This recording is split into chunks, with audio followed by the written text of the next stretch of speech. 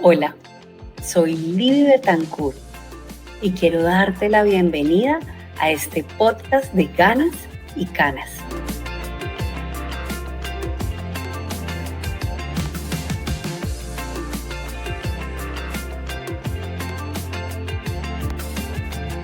Este espacio fue creado para invitar a los ganosos y canosos a crear historias que transformen sus vidas. Me desempeño actualmente como vicepresidente de talento humano de una empresa que amo, que llevo en el alma, porque su centro es precisamente el ser humano. Pertenezco a varias comunidades de liderazgo femenino y de talento humano a nivel nacional e internacional y he tenido la fortuna de ser catalogada como top influencer en nuestro país y en Iberoamérica. Ganas y Canas se generó alrededor de mi libro y los 8 superpoderes que mi papá me dejó como legado. Por eso te invito a que te quedes en este episodio para que conozcas con detalle la historia de este lindo proyecto.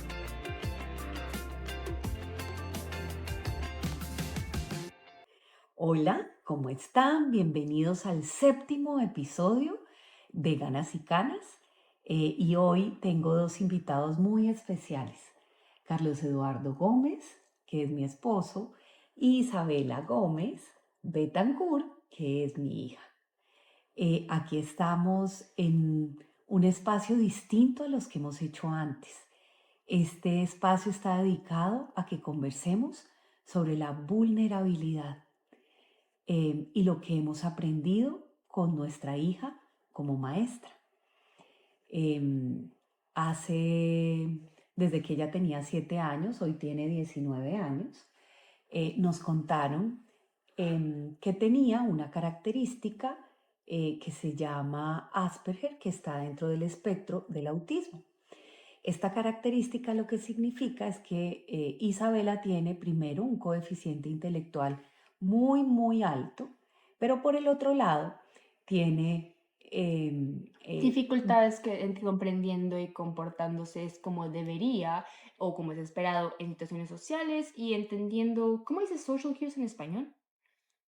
entendiendo los códigos sociales. Entendiendo códigos sociales y también como usualmente actuando normalmente en situaciones sociales. Tengo Exactamente. hipersensibilidad también en muchas cosas. Y Carlos Eduardo, como muchos que hayan leído el libro saben, cumplimos la semana pasada 24 años de casados. Y pues él es un ser de luz, el mejor compañero que pude tener. Es empresario, tiene una empresa de sanidad ambiental. Me enseñó mucho y él fue el que me ayudó a volverme independiente antes de volver a ser empleada. Y hemos estado en este proceso de ser papás durante estos 19 años. Ha sido un camino de muchas alegrías y también de varias caídas. Y en este espacio vamos a hablar un poquito de todo lo que hemos vivido los tres y lo que Isabela nos ha enseñado y que nos ha permitido cada vez conectarnos más con la vulnerabilidad y que queremos invitarlos a ustedes de manera especial para que la abracen siempre. Así que vamos a empezar.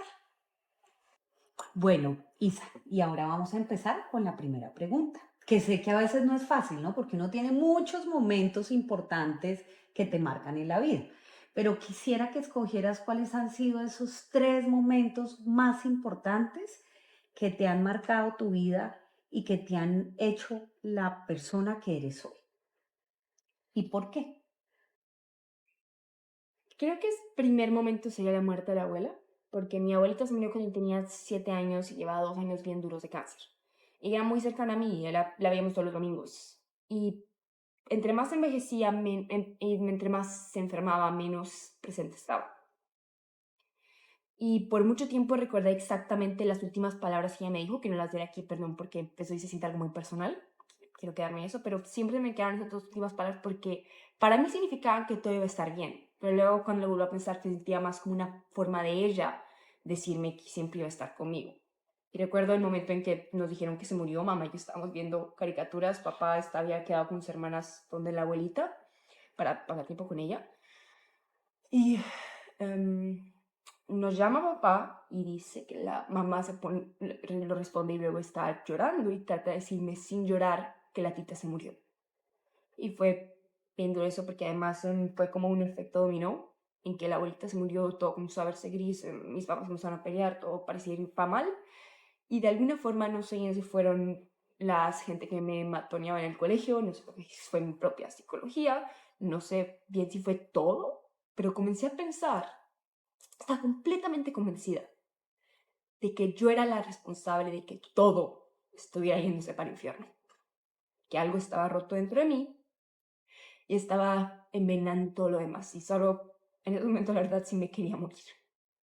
Entonces eso como llegó un efecto muy duro en mi vida, me dejó trauma por todo lo que el bullying se sentía mucho más difícil de manejar cuando la abuelita ya no estaba conmigo. ¿El bullying en el colegio? Sí, el liceo francés se sentía 1000 veces más duro sin ella. Ok. Bueno, y hay una cosa que para mí es muy fuerte y es que, y esto puede sonar raro, pero em, tu mamá era una persona demasiado linda, tan linda, que para mí era muy importante. Generalmente a veces la relación entre la nuera y la suegra no es muy buena, pero tu mamá era un sol que iluminaba todo. Es cierto. Y entiendo lo que pasó, mi amorcito. Algo, ella recuerda este momento que la verdad me inspiró unos trabajos de arte en el que el apartamento de la abuela era una locura, parecía un museo o una casa del País de las Maravillas, era completamente bello, alfombras en cada piso, los muros pintados y siempre con una cosa de decoración y miles de gabinetes con porcelana súper bonita.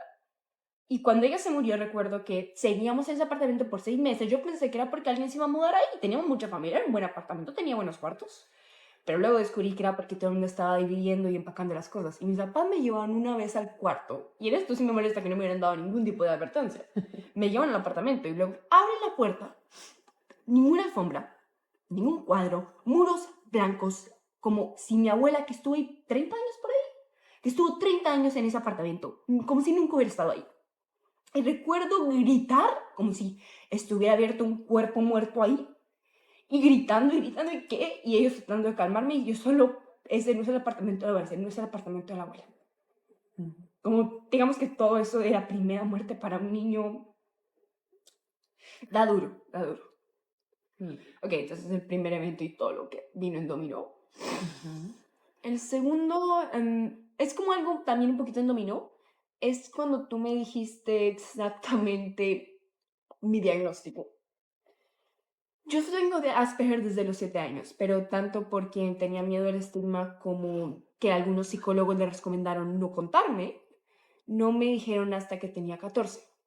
Y la primera vez que me dijeron, mamá la verdad lo hizo medio inteligente para que no fuera algo como, ay, ya hemos sabido todo este rato, sino quería más que fuera una autorrealización. Comencé a hacer investigación, comencé a hacer cosas, unos cuestionarios que no recomiendo mucho que la gente que cree que puede tener un diagnóstico haga autos cuestionarios de cuál enfermedad tienes, porque esas cosas, muchas cosas como medio se conectan de condiciones o enfermedades o diagnósticos entre ellos en todo lo médico, entonces no hagan eso porque podrían darles cosas muy falsas. Y me di cuenta que era como mamá quería decirle niño cristal, pero en realidad era la síndrome de Asperger. Entonces me di cuenta de eso y al principio no lo tomé tan bien, como me puse mucho en que esto es lo que soy, como traté de decir, lo daba como una excusa para no tener que cambiar al principio y también luego un poquito como me puse a mí en las categorías del diagnóstico en lugar de poner cuáles partes del diagnóstico me iban a mí. Y fue como todo un proceso de aprendizaje. Al mismo tuve una psicóloga que era muy querida, pero después de un rato sentía que no estábamos avanzando nada. Entonces, como después de 3 años con la psicóloga que me había ayudado con mi diagnóstico, cambiamos a otra psicóloga, que en este momento sí es mi psicóloga y es increíble. Y ella me ha ayudado un montón a poder no pensar que el Asperger soy yo, sino que es una parte de mí que nunca puedo quitar y que no quiero quitar, que me hace de algunas cosas que no son buenas y otras que son increíbles.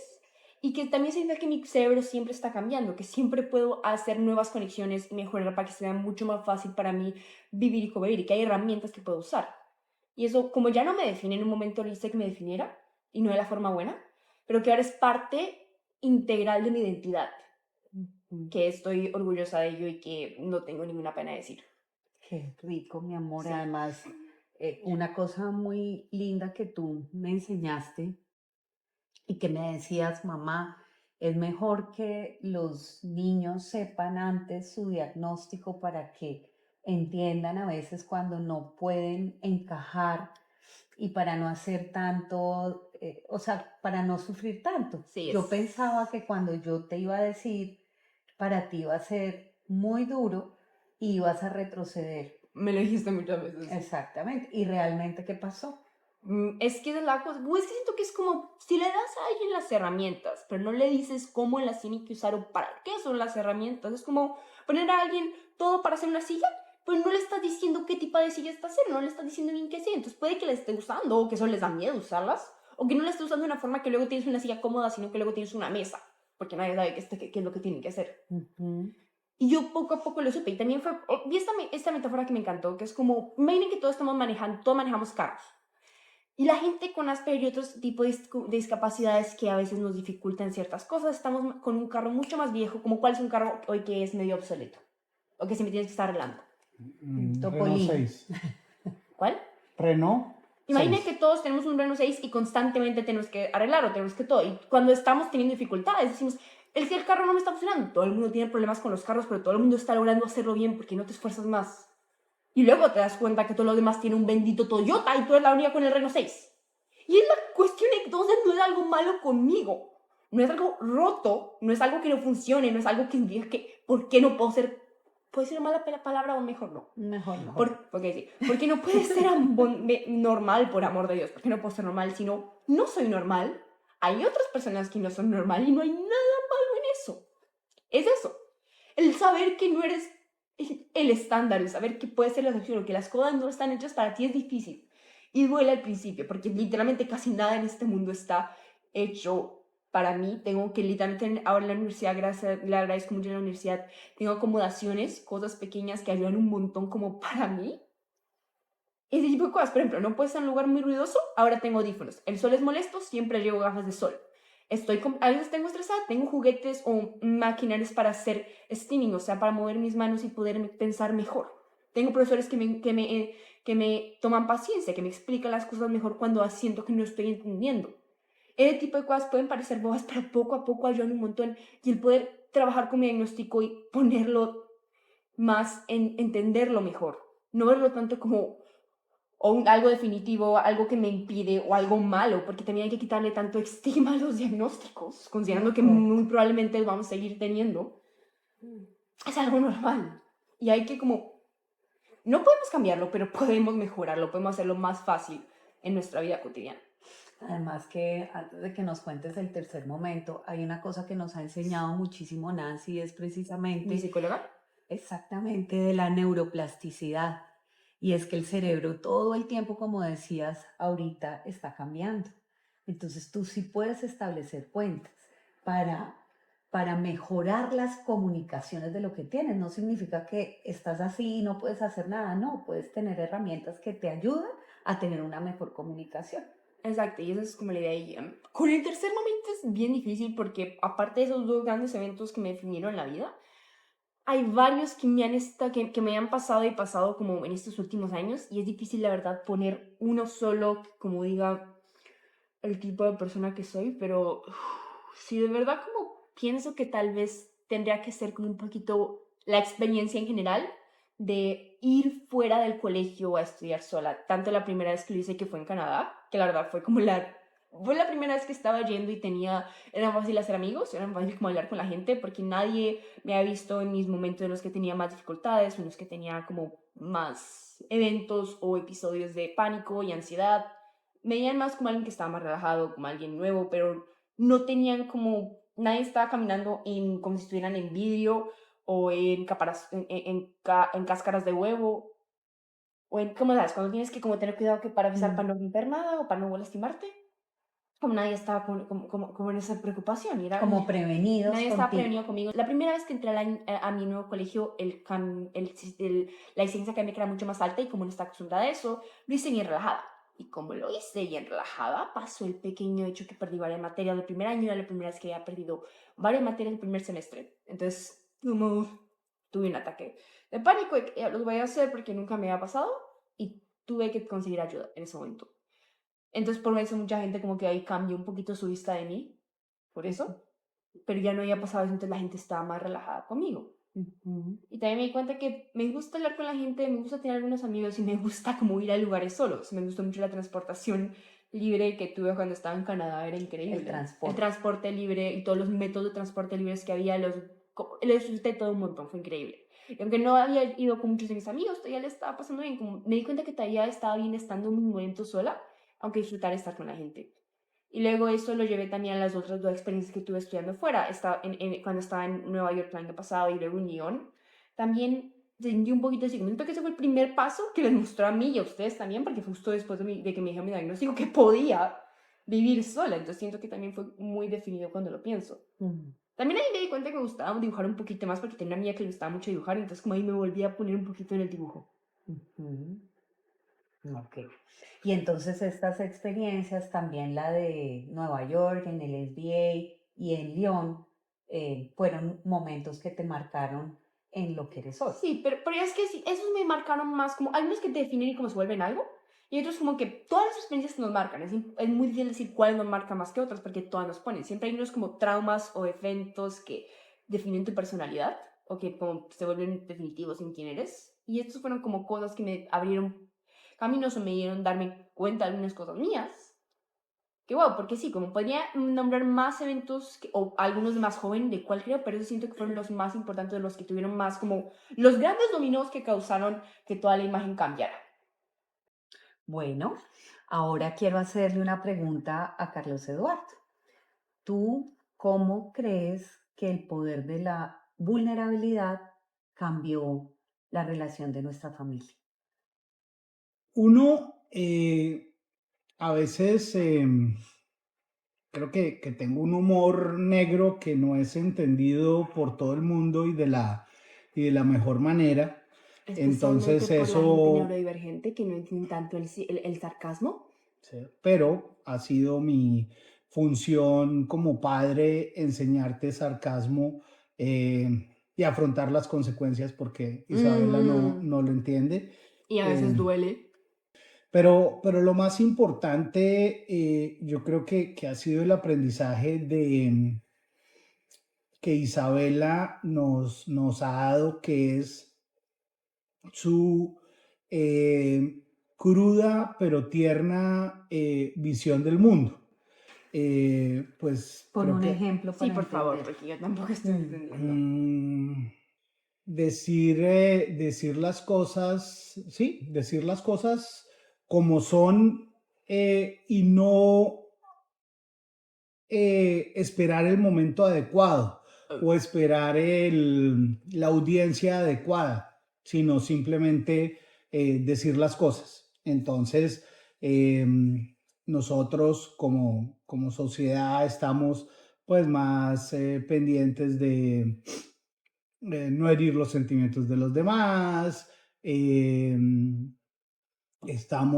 Tenemos muchos la habilidad de entender la situación que estamos viviendo en el momento, si son amigos, si son solo conocidos, si son amigos íntimos, familias, y muchas veces pues Isabela habla de cosas muy privadas en grupos donde hay personas pues que no pertenecen a esta intimidad. Entonces, ese tipo de cosas. En esa medida, esto pues deja ese aprendizaje de ser tiernamente franco y crudamente franco. Cruda y tiernamente porque no necesariamente es ser hiriente para nada, pero sí ser ¿Honesto? tiernamente honesto. Uh-huh. Me estaba acordando que cuando eras chiquita, desde los 2 años que ya podías abrazar, a cualquier sitio que íbamos, abrazabas a todo el mundo. Y entonces nosotros todo el tiempo éramos como Isa, porque entonces estaba la señora de la recepción, estaba el señor, o sea, personas que no conocías y llegabas y abrazabas. Y nosotros era como explicándote, no, es que uno abraza cuando conoce. Y tú nos decías, pues que ya lo conocí, ¿por qué no lo puedo abrazar? Yo hablo el lenguaje del amor. Eso lo tenía muy de pequeña y creo que un poquito el bullying y todo lo de la triste realidad que es crecer y que te quiten esa, no ignorancia, pero esa inocencia que tienes de niño que no ves las cosas malas, solo ves lo lindo y a veces como tuve eso muy de pequeña y poco a poco me lo fui quitando porque me ridiculizaban por eso. A la gente que grande siempre le parecía muy divertido. Recuerdo que la gente mayor en mi colegio me adoraban. Yo era súper tierna de cuando tenía como 8 años. Los niños como que estaban por la prom me decían, ay, está linda, como todo. Pero la gente de mi edad, con ellos no iba bien, entonces por eso lo comencé a quitar. Porque eso se volvió otra arma que era puesta en contra mía. Entonces fue otra cosa que poco a poco me dije, eso no existe. Porque era más fácil de verdad convencerme que no existía y no hacerlo mientras todavía creía que era verdad, como en mi psicología. Ujú, de acuerdo. Ujú. Bueno, claro que también hay una realidad y es, a ti también a veces te pasa que dices cosas eh, y, y son la tierna y cruda realidad y generan un impacto fuerte. Una vez yo traté de copiar el humor de papá. No salió bien con nadie en la familia, incluso contigo. Eh, lo que pasa es que, vuelvo como decía al principio, eh, cuando te preguntan, ¿tú qué opinas? Realmente, en mi forma de ver, muchas veces hay que preguntar, ¿realmente quieres saber lo que opino? ¿Y estás preparada para oír la respuesta? Lo hace mucho conmigo, yo he ¿O aprendido a hacer eso. simplemente quieres Un que te refuerzo. diga lo que tú Quieres quieres que escuchar. lo que yo creo que tú quieres que te diga? Entonces, pues hay que balancear ahí. Pero también es que mi papá a veces, como una vez de pequeña, me convenció que esto es muy divertido. Papá dijo de chiste. Él dijo pensó de chiste. Yo tenía 6 años, no entendía el sarcasmo. Eres adoptada. Esta misma semana voy con un psicólogo. Lo primero que le digo, yo soy adoptada. La siguiente semana, no sé cuántos días después, Como a la semana. a la semana, ella habla con mis papás. Y aquí cuéntenlo ustedes. Y nos llamó la psicóloga, oye, es que ustedes no me contaron que Isabela era adoptada, entonces hay que manejarla diferente. Y entonces yo le dije, no, no, no, era por molestarla, pues era un chiste. Pero pues cuando todo lo que se le dice a Isabela, Es lo realidad. toma como verdad.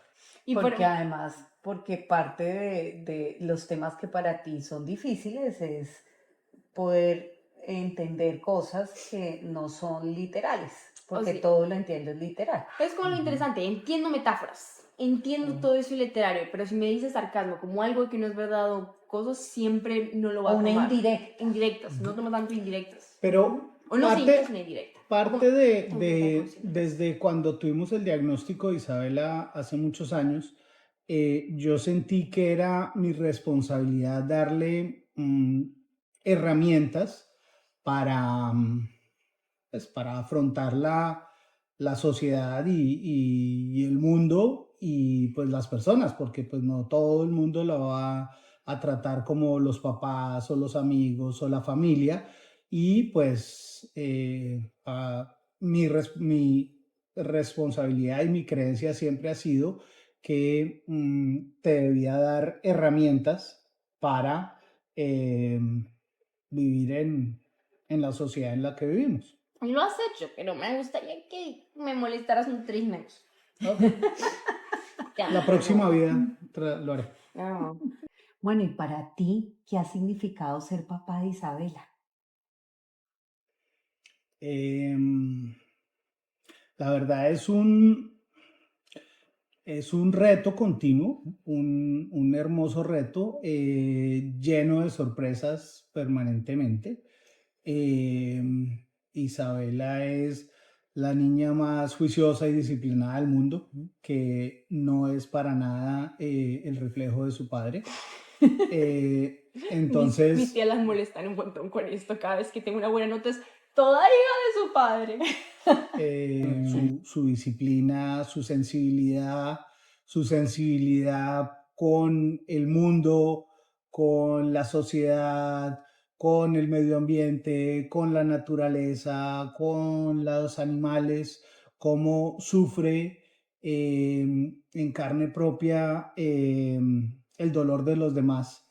Hay una anécdota muy linda y es cuando estábamos en el colegio, el profesor le gritaba y entonces pues fuimos al colegio y le dijimos que por favor no le gritara porque pues esto le descomponía y el señor dijo listo, va a hacer un esfuerzo y dejó de gritarle, pero Isabela seguía mal y cuando le preguntamos ¿qué pasa? Y la respuesta fue, pues sí, ya no me grita a mí, pero le grita a mis amigos, entonces me sigue doliendo como si me gritara a mí. Ese profesor no debería estar con niños. ¿Quién le grita a una niña de 7 años que es una estúpida?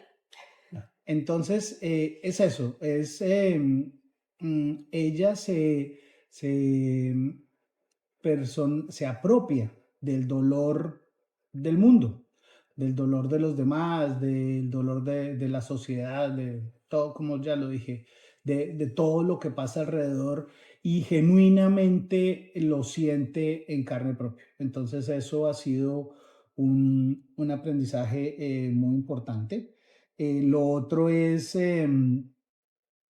su sensibilidad em, artística, eh, la cual, pues, su forma de ver el mundo e interpretarlo a través del arte desde sus ojos de, de ese dolor que a veces siente, pero de esa alegría y esa emoción que siente permanentemente por millones de cosas, porque puede encontrar la belleza en un atardecer, en una mariposa, en una hoja de un árbol, en miles de cosas y eso lo ha venido manifestando en su arte desde hace mucho tiempo. Entonces, para mí es una fuente de admiración, de alegría, me enorgullece como padre. Sufro todo el tiempo, sufro porque así como ella se apropia del dolor del mundo, pues yo no puedo decirlo igual, pero sí me apropio del dolor de ella. Entonces me duele que a ella le duele al mundo y quisiera que le doliera menos para, para estar como menos enfrentado todo el tiempo al dolor de ver a mi hija eh, sintiendo todas las cosas que siente y sufriendo por todo esto. Bueno, con lo que tú decías de ese significado de que es ser papá de Isabela, yo creo que también los hijos llegan como maestros para enseñarnos cosas eh, que, que a veces pensamos que incluso éramos expertos. Y para mí, yo estaba convencida que era una maestra en la vulnerabilidad y que no tenía máscaras, hasta que llegaste tú. Dime para ti, ¿qué es el masking? Más que es algo específicamente que usualmente lo denominamos como parte de lo que pasa con la gente neurodivergente, y eso es como un término paraguas, que es lo que usamos hoy en día para decir que, que tiene dentro de él muchos diferentes condiciones o muchas diferentes categorías o muchos diferentes el nombre que le pongamos o la etiqueta que le queramos poner. Y más que específicamente es cuando la gente copiamos algunos comportamientos, suprimimos otros comportamientos o forzamos reacciones o comportamientos que vemos en otras personas. También lo llaman a veces como, es como ser un camaleón, cambiarte para estar con tu ambiente, y es muchas veces algo que se ha vuelto sobrevivencia social para poder estar en un mundo que literalmente no está hecho para nosotros. Entonces, para mí fue reaccionar de cierta forma, actuar de cierta forma, actuar como los demás están actuando, que no estuviera de acuerdo con lo que estaba pasando. Y es en general cuando, basado en tu ambiente o en lo que está alrededor, actúas de una forma diferente o te pones literalmente una máscara para encajar. Y el problema es que entre más usas estas máscaras, más difíciles son de quitarse. Y luego es como tener una armadura que entre más la usas y si no te la limpas, luego ya ni puedes moverte y no te están ni siquiera protegiendo bien porque tiene miles de agujeros. Solo es algo peligroso en general. Y cuéntanos un poquito, porque precisamente parte de una obra que has venido haciendo a través del arte, ha hablado un poco de qué ha pasado contigo con el masking, qué ha pasado con tu ser y ese proceso que estás haciendo tú contigo mismo. Algo que he visto un poquito es como una especie de metáfora que me encantó. Piensa en un diamante, como piensa en un pedazo de carbón. Imagina que ese es tú de pequeño. Y luego, ¿cómo se vuelve el pedazo de carbón el diamante? Tiene que pasar por muchísimos procesos. Tiene que ser pulido, tiene que ser puesto en una presión increíble. Y luego, este diamante, después de todo eso, es pulido y puesto para que esté como en la forma en la que pongamos. Y luego viene la pregunta. Después de todo eso con el diamante, cuando ya lo tienes, cuando ya es el diamante, ese diamante que está pulido, que está en la joya, ¿todavía sigue en el centro, siendo el mismo diamante que salió al principio del carbón? Sí. O sea, he ido muchas cosas y soy muy diferente, pero la esencia de que soy el sello sigue ahí. Y tuve toda esta metáfora de que tenía tanto miedo cuando por fin, porque me vino todo literalmente, algo que me vino bien duro cuando comencé a ver mi diagnóstico, y comencé a buscar más de él, me quería informar. Y una de las cosas que vi es que el autismo en las mujeres y el Asperger en las mujeres es diferente que en los hombres. Como dijeron, solemos pensar que autismo o Asperger es falta de empatía. Muchas veces, no solo mujeres, sino gente, tenemos hiperempatía.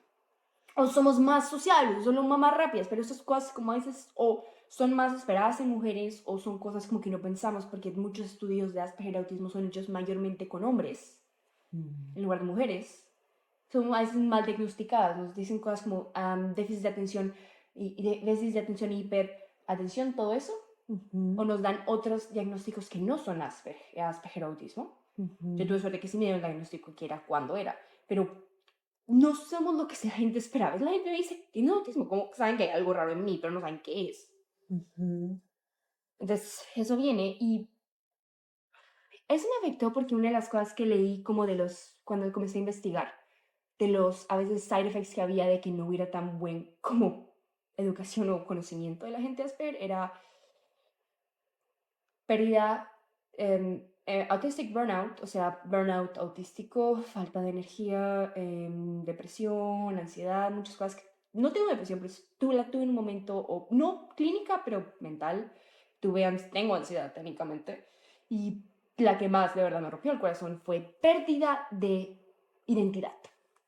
Me di cuenta que me sentía un poquito pérdida de identidad antigua, porque me di cuenta que la niña pequeña que era, si me hubiera visto como era mis 9 o 11 años, cuando la verdad siento que no actué tan bien, fuera un poquito molestona, no era tan querida como persona como me gustaba y solo era como tal no encajar. Ella hubiera estado tan triste con ella como ella parece que lo hubiera matado y luego comencé a pensar, ¿qué pasa si escondí a esa niña tanto dentro de mí para que nadie lastimara que terminé perdiéndola o sofocándola? Entonces fue como todo esto de saber que pues, ya no soy esa niña, tristemente ya no soy ella, todavía la puedo llevar conmigo. No tengo ninguna necesidad de dejarla atrás, pues todavía estar como un espectro, una aura que todavía sigue conmigo. Y un poquito lo que ahora trato de hacer con el masking, no dejar a esa niña atrás, siempre tener la persona que solía ser, la que todavía quiero ser, conmigo, y también aprender con quién vale la pena quitarme las máscaras y con quién no, porque si te las quitas con cualquier persona no siempre es lo mejor. A veces todavía tristemente necesitamos las máscaras para cuidarnos, pero hay gente, familia, porque a veces hasta con mi misma familia tengo máscaras, mis amigos, todos con ellos debo aprender, o con nuevos amigos, tengo que aprender a no ponerme la máscara cuando comienzo a conocer a la gente y saber en qué momentos es mejor quedársela por protección. Eso me parece súper bonito y recordar siempre, mi amor, que tú hablas el lenguaje del amor, que yo creo mucho en eso y que si no me gustaría nunca que lo perdieras, entonces amo este proceso que has venido haciendo de volver a conectar con tu niña maravillosa, que ilumina el mundo. Ay, mami. Mm. Bueno, imagínate que mi siguiente pregunta era, ¿cuál había sido tu mayor caída y cómo te había ayudado a ti a ser lo que eres hoy?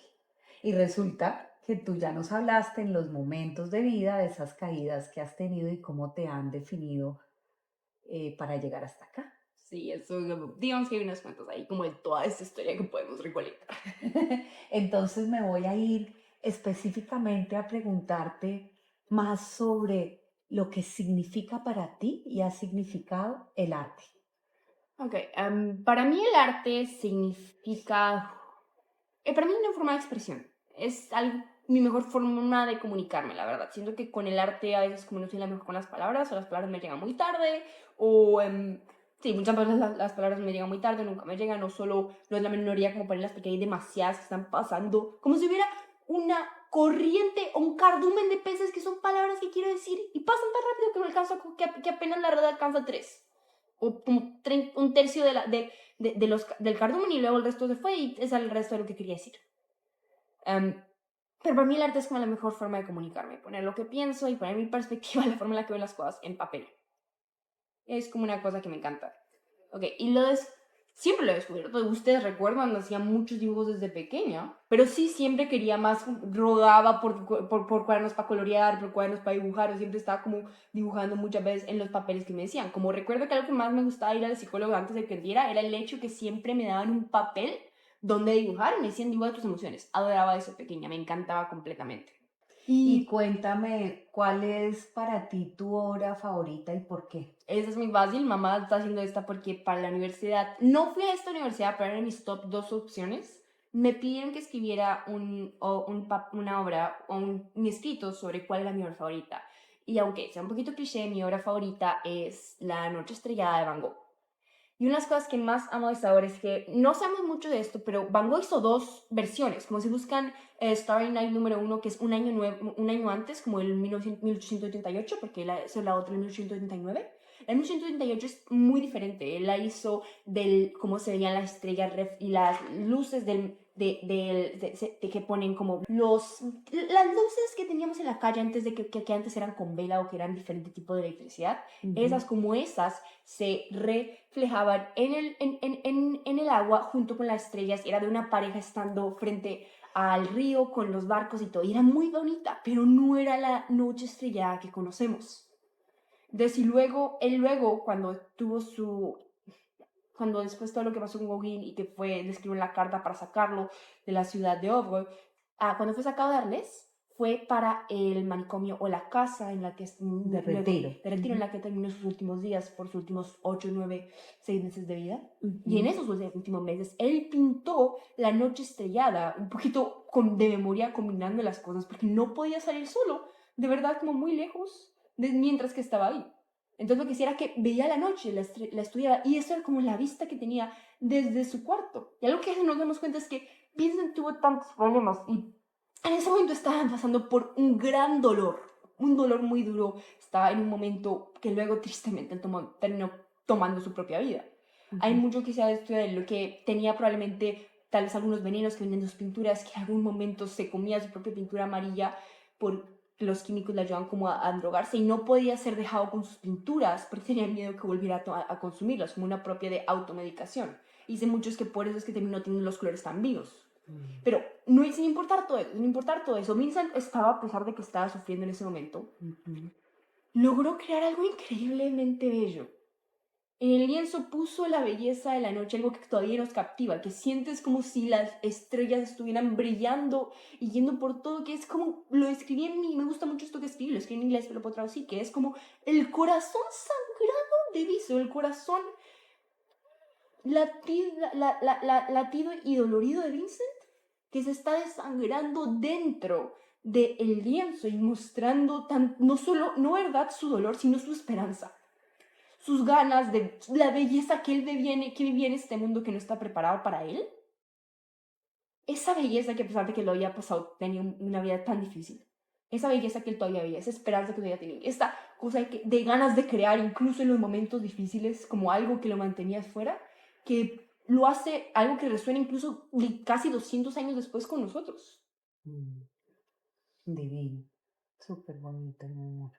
Y cuéntame, ¿cuál es ese? Porque a ti te preguntaban que por qué habías escuchado, por qué habías decidido estudiar arte. Y tú hacías A referencia. una cita de Ajá. Vincent, ok. Vincent tiene varias citas, no sé cuántas fueron reladeras de gente que lo escuchó o cuántas fueron de cortas con su hermano, pero una de ellas era La normalidad es como un camino Pavimentado. pavimentado. Es como un camino pavimentado. Es fácil ir por él, pero no crecen flores ahí. Y es un poquito lo que me gusta. La normalidad literalmente es un camino pavimentado y prefiero tener que pasar por montañas y estar cansada y poder mirar alrededor mío y ver flores y estar feliz a algún día estar perfectamente cómoda, caminando por el camino pavimentado y literalmente solo verme con el vacío y que me mire de derecho a mí. Y eso era un poco, me acuerdo con esa cita que decías en tu escrito para la universidad. Sí, eso era para otra universidad. Hice Mm. varios escritos. Estados Unidos pide muchos escritos. Y me acordé de un profesor de química que el día que le dijiste... John era un increíble profe de química, nada malo con él. Pero yo era la única de la clase que ¿verdad? Le gustaba química, que le decía, pero no entendí esto es muy interesante, esto puedo usarlo para esto y Y no esto. solo eso, y tenías las Me mejores gustaba notas. química, la verdad. Había una lógica y me gustaba cuando entendía la lógica, la simplicidad que tenía, o como el hecho que todo estaba con cierto orden y no parecía haber tantas reglas de qué es y qué no es. Eso me encantó. Y él era muy buen profe, disfrutaba mucho sus clases. Pero recuerdo que cuando le dijimos, parecía como si le acabara de disparar en el O sea, corazón. cuando le dijimos, porque él pregunta, bueno, Isa, ¿y tú qué vas a estudiar? Y estábamos los tres juntos. Y Isa, toda feliz, le dice, voy a estudiar arte. Y dice, ¿en serio? Dijo, la química se está perdiendo una Sí, excelente sí. profesional Sí, no dijo nada en de la por vida. qué no estaba estudiando eso, sino como la química está aprendiendo una excelente profesional. Era más como triste él, que nadie de sus estudiantes, la única estudiante que pensó que no iba a ir. Pero pues creo que también parte de este camino que tú me has enseñado tiene que ver con escoger, como tú decías, el camino no normal, sino de las montañas que te da vida y te da sentido.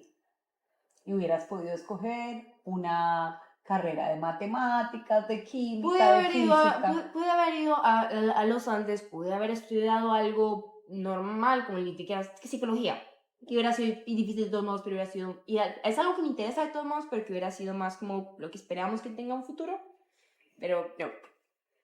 Bueno, creo que hemos estado hablando un montón de todas las cosas que has hecho para estar aquí ahora estudiando en la Universidad de Arte de Chicago. Em, y muchas personas pueden de pronto también inspirarse con tu historia, porque hay personas, uno que les pueden haber dicho, oye, el arte es un hobby, como algunos te dijeron. Otras personas que son neurodivergentes pueden haber dicho, es que tú eres neurodivergente, no te puedes ir a ninguna universidad afuera y tienes que depender.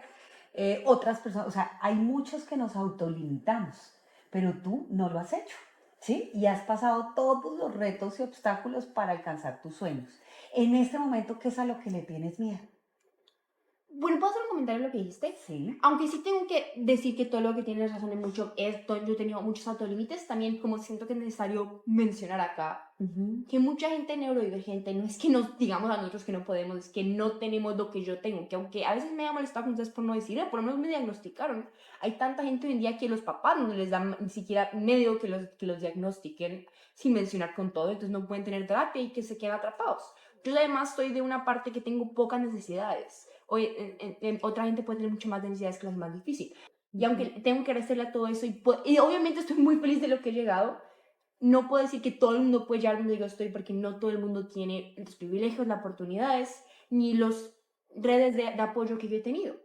Entonces sí, como si alguien te ha dicho a ti que no puedes y eres neurodivergente y sientes que por el ser hecho no puedes llegar, eso no es cierto. Puede que no logres llegar al mismo nivel que otras personas. Todos tenemos nuestras diferentes herramientas, todos somos diferentes, somos una comunidad, pero se llama síndrome de Asperger, y no el Asperger, sino todos los autistas, se llama espectro de autismo, porque hay literalmente un espectro, hay tantos tonos aquí hay tanto aquí como en el círculo de colores, como más que solo un arco iris, hay literalmente cada tono diferente en una esquina. Yo estoy aquí, tú puedes estar acá, acá, acá, acá, acá.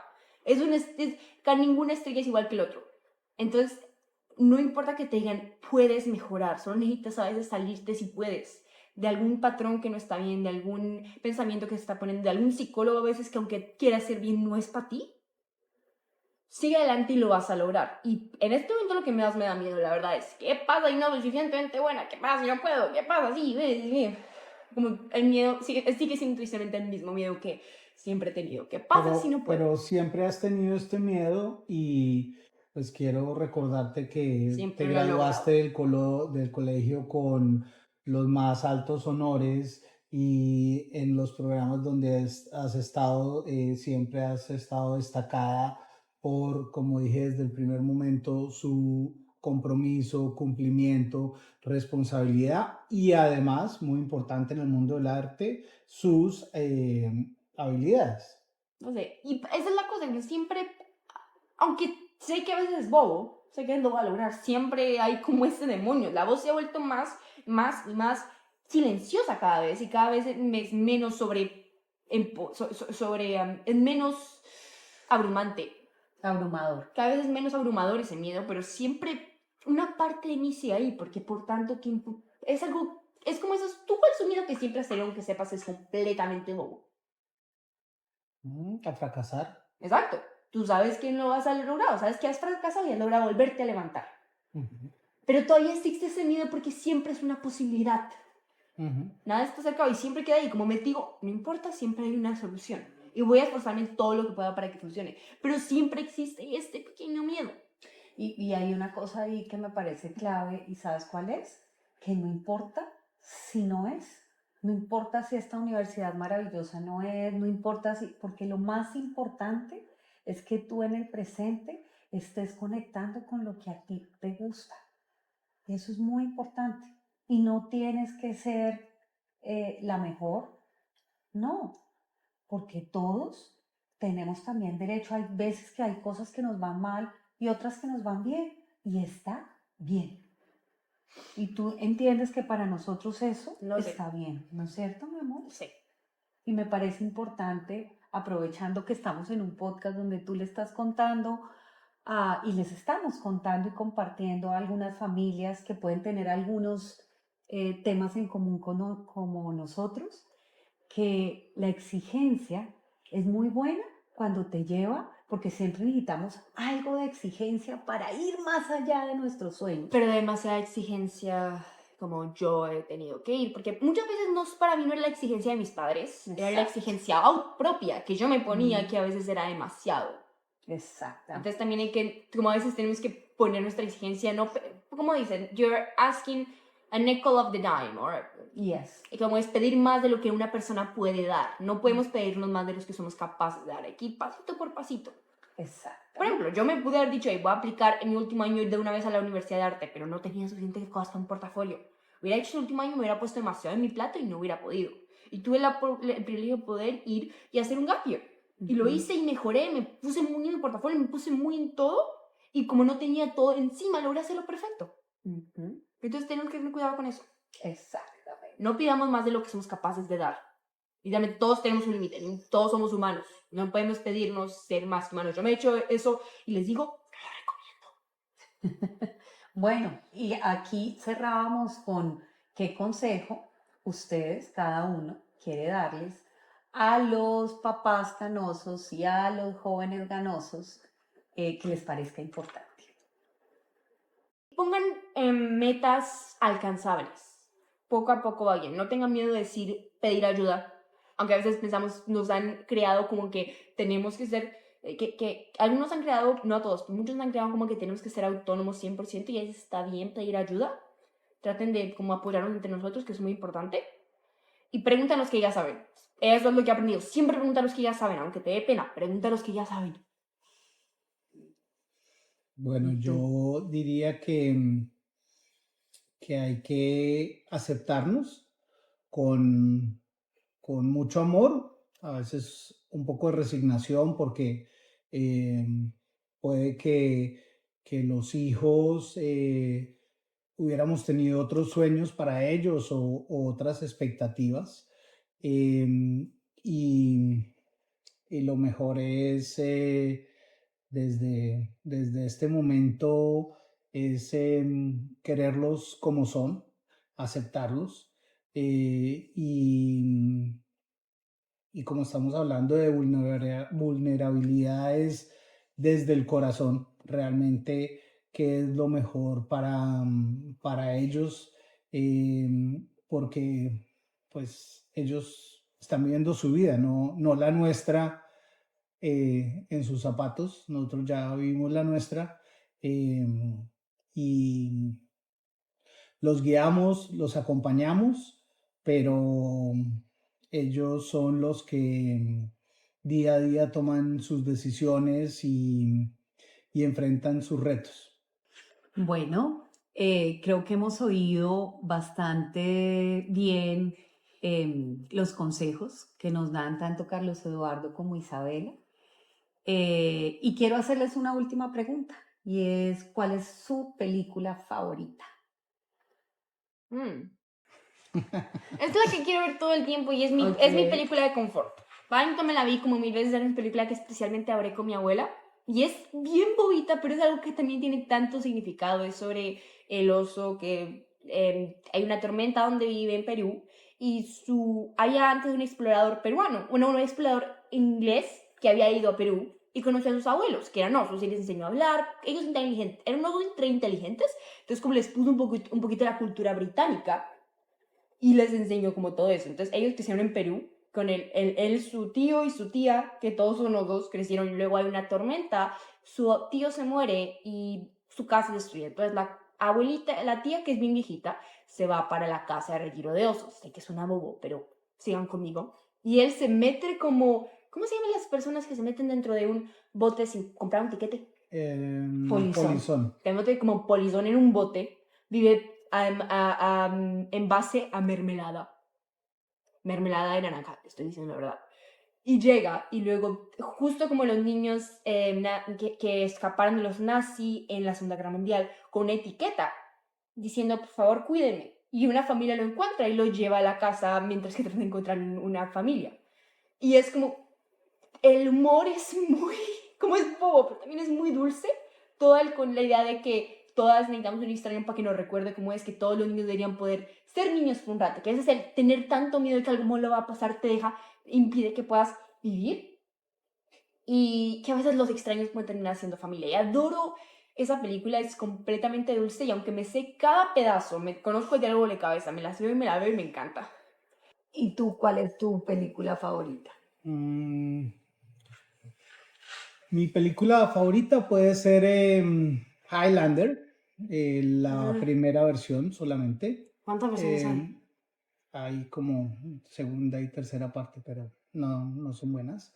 Donde, donde muestra cómo esta persona inmortal va cambiando de vidas y pues en cada vida tiene sus luchas y sus logros y frustraciones, eh, y pues es la lucha del bien contra el mal, eh, pero a veces una vida no es suficiente para vencer al mal, entonces toca volver a empezar y volver a tener otra vida, pero la lucha continúa.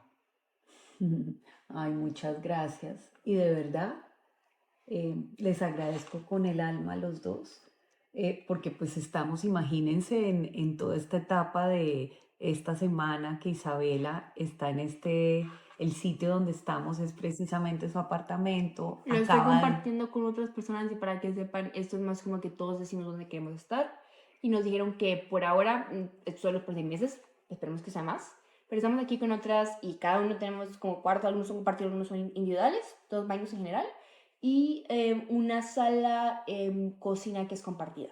Estamos preguntando exactamente cómo funciona esto. Es de un edificio a la cual la universidad como renta los cuartos, los apartamentos para los estudiantes. Y logramos tener un espacio donde no hubiera nadie para poder grabar, pero además, pues esto también toma tiempo, conexión, y para variar tengo a mis dos personajes favoritos al lado mío apoyándome, eh, y queriendo también contar sus vidas. Muchas gracias, los amo mucho. Gracias por esto, mamá, fue lindo. Gracias a ustedes por escuchar. Los vemos en otro episodio, un abrazo. Bye bye. Oh.